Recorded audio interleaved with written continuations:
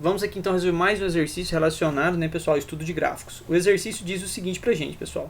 A lei da gravitação universal de Isaac Newton estabelece a intensidade da força de atração entre duas massas. Ela é representada pela expressão força é igual a gravidade, tá, pessoal? Vezes, tá, pessoal?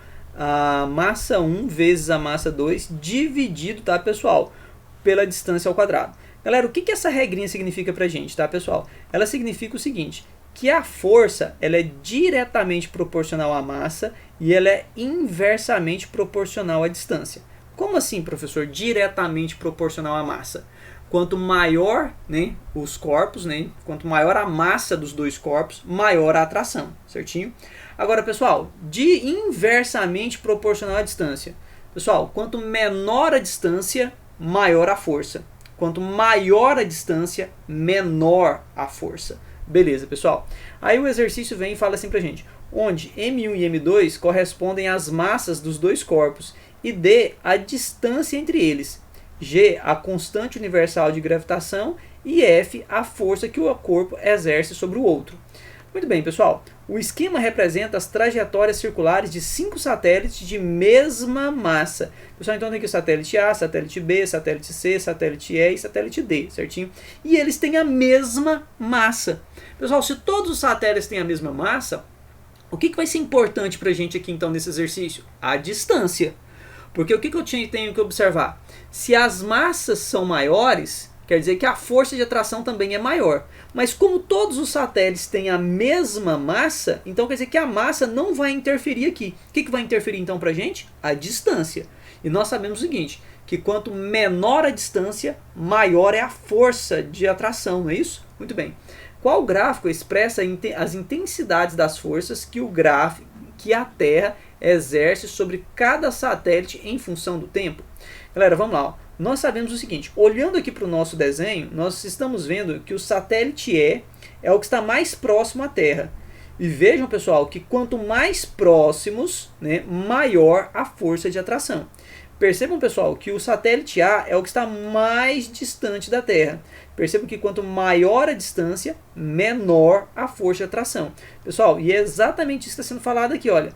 Né? A força ela é diretamente proporcional à massa e inversamente proporcional à distância. Beleza.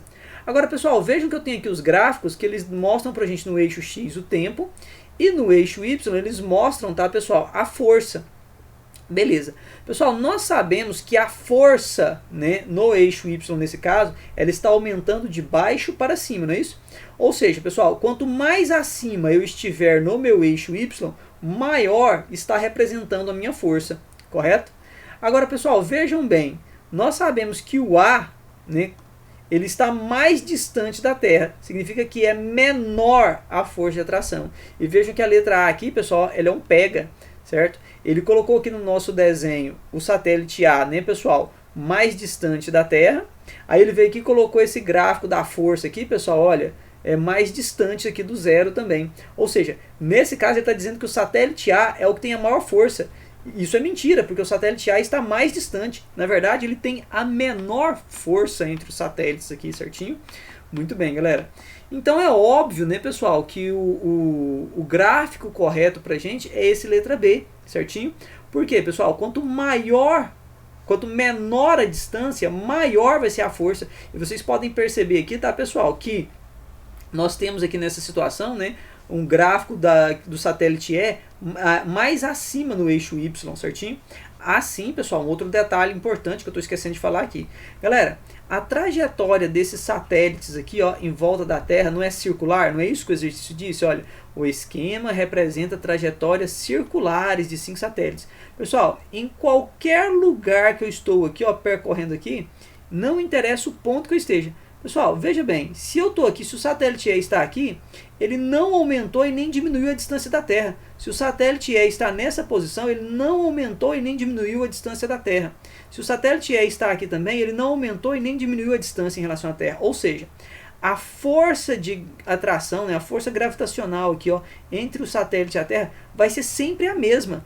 Por isso que nós temos aqui, pessoal, ó, os gráficos, o gráfico correto são essas retas, né, pessoal, retas horizontais que vão representar ali, ó, uma mesma força sempre, constante, não é isso? E se eu fizer aqui, ó, analisar aqui, né, pelo gráfico E, por exemplo, está falando que o gráfico E tem a maior força, né, mas é sempre crescente, né? Mas se a trajetória é circular, pessoal, essa força não pode ser sempre crescente, né? Então não tem como, certo? Ou seja, o gráfico correto para a gente aqui então, pessoal, é o gráfico da letra B, certinho?